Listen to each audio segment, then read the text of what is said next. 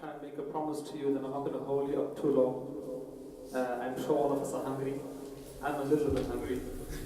So inshallah, don't worry, we won't hold you up too long. But for the sake of the barakah of the Quran, I will ask you to listen to a few ayat, and maybe we'll do a nasheed or so, and then we'll wrap up with dua, inshallah.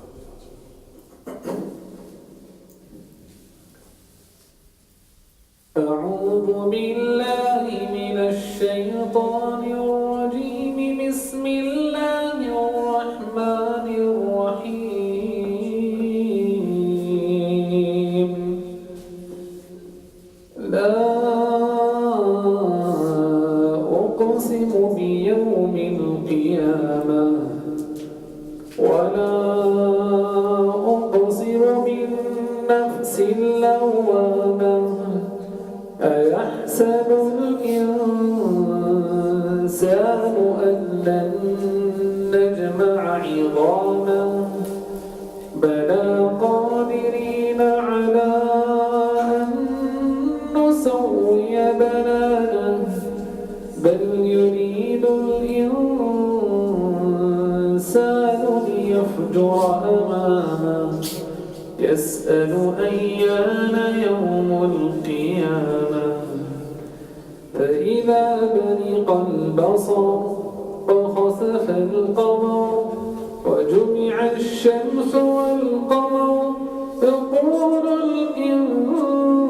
الإنسان يومئذ أين المفر كلا لا وزر إلى ربك يومئذ المستقر ينبأ الإنسان يومئذ بما قدم وأخر بل الإنسان على نفسه بصيرا ولو ألقى معاذيرا لا تحرك به لسانك لتعجل به إن علينا جمعه وقرآنه فإذا قرأناه فاتبع قرآنه ثم إن علينا بيانه كلا بل تحبون العاجلة وتذرون الآخرة وجوه يومئذ ناظرة إلى ربها ناظرة ووجوه يومئذ باسرة تظن أن يفعل بها فاقرة كلا إذا بلغت التراقي وقيل من راق وظن أنه الفراق والتفت الساق بالساق إلى ربك يومئذ المساق فلا صدق ولا صلى ولكن كذب وتولى ثم ذهب إلى أهله يتمطى أولى لك فأولى ثم أولى لك فأولى أيحسب الإنسان أن يترك سدى ألم يكن نطفة من مني يمنى ثم كان علقة فخلق فسوى فجعل منه الزوجين الذكر والأنثى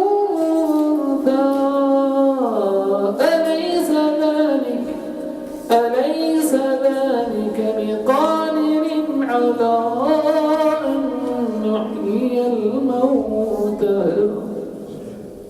بسم الله الرحمن الرحيم قل هو الله أحد الله الصمد لم يلد ولم يولد ولم يكن له كفوا أحد بسم الله الرحمن الرحيم قل أعوذ برب الفلق من شر ما خلق ومن شر غاسق إذا وقب ومن شر النفاثات في العقد ومن شر حاسد إذا حسد بسم الله الرحمن الرحيم قل أعوذ برب الناس ملك الناس إله الناس من شر الوسواس الخناس الذي يوسوس في صدور الناس من الجنة والناس صدق الله العظيم.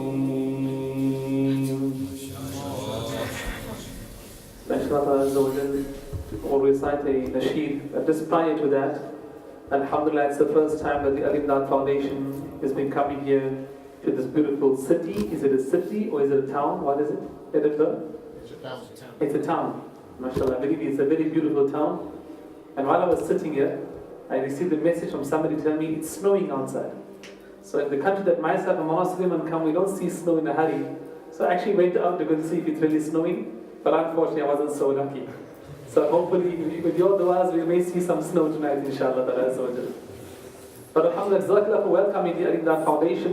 You've all heard here and again about the Al-Imdad Foundation, but primarily we're a disaster relief organization of note. Alhamdulillah, the organization is roughly 15 years old. It has left a humanitarian footprint across the globe, in different countries, alhamdulillah. It is a very big organization and it is an ulama-guided organization, meaning that we work very closely with the scholars and the ulama to make sure that your donations are discharged in the best way, the correct manner, in the manner which is befitting and within the framework of the Sharia. Extra care and caution is taken, especially with the discharging of zakat funds, alhamdulillah. The name Imdad, I'm sure that you know Urdu better than me. Imdad means to help and assist. And this organization has been named after Haji Imdadullah Muhajir al-Makki rahmatullah alayhi, was a very, very, very great akabir of ours and of yours as well, alhamdulillah. Al-Imdad Foundation has a way of working wherein it works within the framework of the law. It makes sure it follows all the various regulations and rules of the countries wherein it operates. Here in the UK, we are fully registered with the Charities Commission, and alhamdulillah, the organization has received many accolades here in the UK as well. Of recent, we have received a letter of acknowledgement and support from the Queen's Office, the Prime Minister's Office, as well as the Parliament of the UK. In today's time, for an organization to accomplish these things is not that common. And alhamdulillah, the Al-Imdad Foundation has been one of those organizations to reach into those areas. Our beloved Muhammad Suleiman Rawud was speaking about how important it is for myself and yourself to be a beneficial goodness to our communities around us. Perhaps we'll reflect on the hadith of Rasulullah sallallahu alaihi wasallam when he mentions, "Khairun nas yata'umun nas."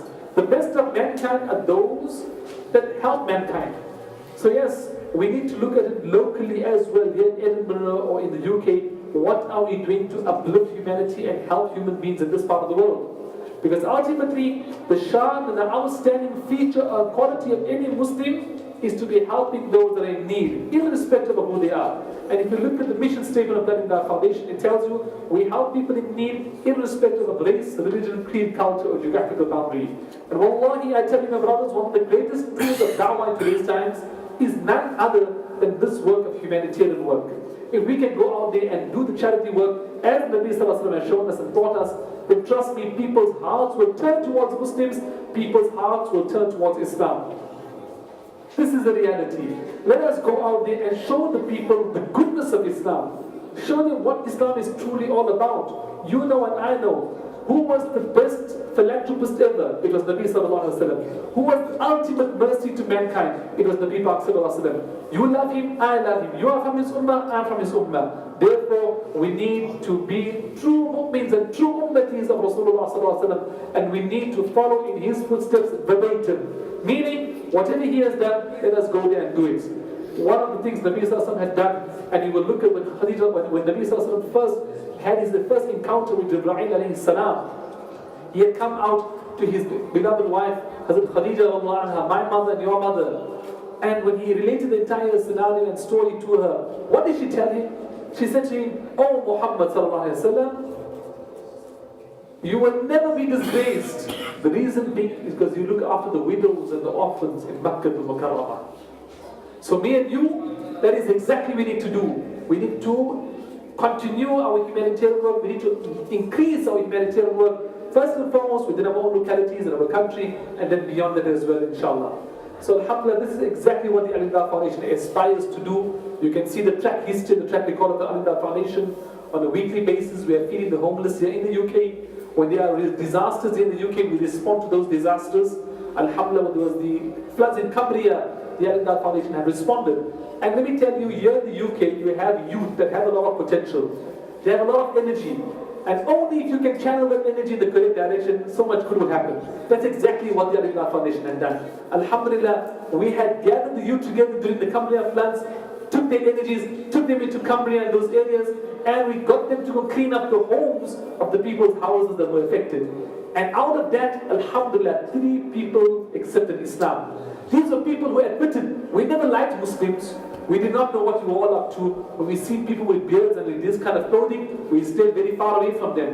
But the mere fact you came into our areas and helped us and helped us clean our homes, and your youngsters, your youth did that, that is something which we really appreciated, and it tells us a whole different story compared to what the media is telling us.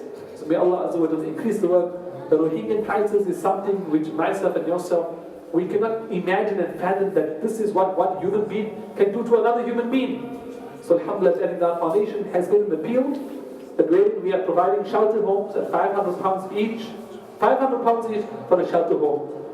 Let us take out some effort from our money. Let us take out some effort and some sacrifice, and let us budget £500. If it's not from myself, then it is from our families, or wherever we can amongst our circles.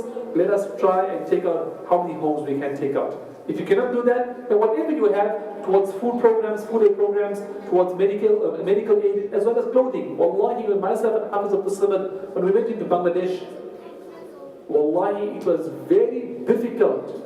It was very difficult to find at least one child that was fully clothed.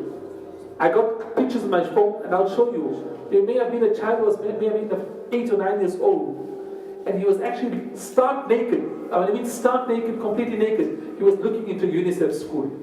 It is very difficult to find a child in the refugee camps which is fully clothed. Our Hazrat Maulana Sulaiman Sahib was speaking about shoes, about chappals, you know.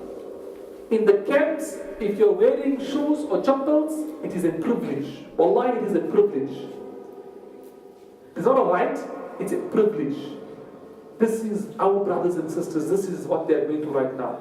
You see the few morsels of food, that too means so much for them. It means so much for them. And every baby you had seen was completely malnourished. So whatever you have, whatever you can donate towards this cause, whether it's zakat, billah, or sadaqah, we're accepting all of these funds, not for me, not for Al-Imdad, it is for the benefit of the Rohingya people. And we have a 100% donations policy, meaning for every cent you give, or every penny you give, sorry Maulana, it's pennies there, you know, I need to remind myself, it's pennies. But Maulana, I mean, 1 penny is like nearly 1 rand on our side. SubhanAllah, you have strong currency. So take advantage of it. For every penny, every pound you donate to Al-Imdad Foundation, the entire amount goes towards that program. I'm sure by now you must be very tired of me, but may Allah Azza wa Jalla bless you for your sabr and your patience here this evening. And inshallah we'll do one nasheed. I want to give it up to my beloved brother Hafiz Abdul Samad Mullah. He's a young man, he's not old, he's a young man speaking about potential. See what one young man can do. He's one person who here in the UK had turned around the entire organization, the entire Al-Imdad Foundation UK. One man has come through his leadership, he's turned it around, he's got the youth involved, he's got the community involved, he's got the various people from the various government departments involved, and alhamdulillah, together we are making a difference in the best way possible, showing the world that who truly Muslims are all about, alhamdulillah. So we will dedicate this nasheed to all of them as well. Yes, Maulana Imam Sahib has requested if you could do the 40 videos. Inshallah, okay, bismillah. When, take it, inshallah. Take it. Inshallah. Is everyone okay to sit for 15 minutes? Because the 40 durud should take us about